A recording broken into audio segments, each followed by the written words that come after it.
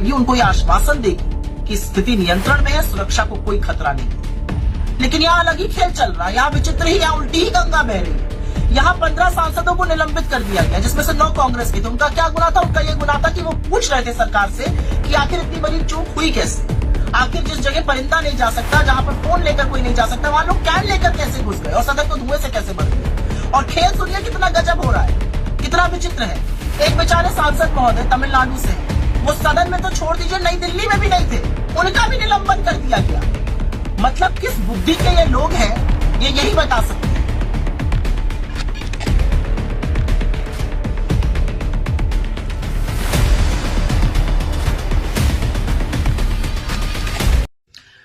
कल देश के सदन में सुरक्षा की भारी चूक हुई और सबको लगा कि इसको गंभीरता से लेकर सरकार आएगी सामने और एक वक्तव्य देगी कि ऐसी सेंधमारी हुई कैसे। सरकार लोगों को भरोसे में लेगी, उनको यह आश्वासन देगी कि स्थिति नियंत्रण में है, सुरक्षा को कोई खतरा नहीं है। लेकिन यहां अलग ही खेल चल रहा है, यहां विचित्र ही, यहां उल्टी ही गंगा बह रही है। यहां 15 सांसदों को निलंबित कर दिया गया, जिसमें से 9 कांग्रेस के थे। उनका क्या गुनाह था? उनका यह गुनाह था कि वो पूछ रहे थे सरकार से कि आखिर इतनी बड़ी चूक हुई कैसे।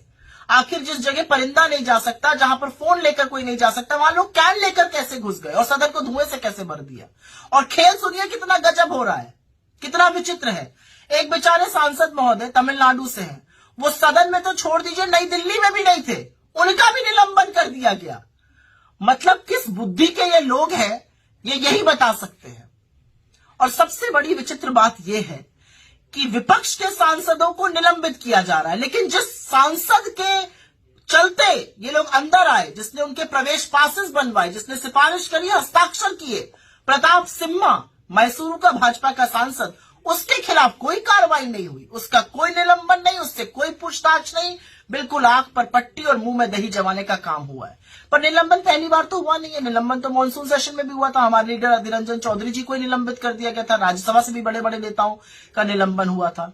176% बढ़ गया निलंबन मोदी जी की नाक के नीचे जब से ये प्रधानमंत्री बने हैं, क्योंकि साहब को ना सवाल नहीं पसंद है। सवाल पूछने वाले उनका टाइम बर्बाद करते हैं। सवाल पूछने वालों के लिए संसद में कोई जगह नहीं है। सवाल पूछने वालों को बाहर कर दिया जाएगा, बेदखल कर दिया जाएगा। लेकिन आपको एक बात पता है, ये उस कायर तानाशाह का डर दिखाता है जो भागा भागा फिरता है, लेकिन देश के सामने आकर देश को ये भरोसा नहीं दिलाता कि सब कुछ नियंत्रण में है, कि स्थिति संभली हुई है, कि सुरक्षा की चिंता करने की कोई जगह नहीं है। अगर वो घबराता नहीं तो 15 सांसदों को निलंबित नहीं करता।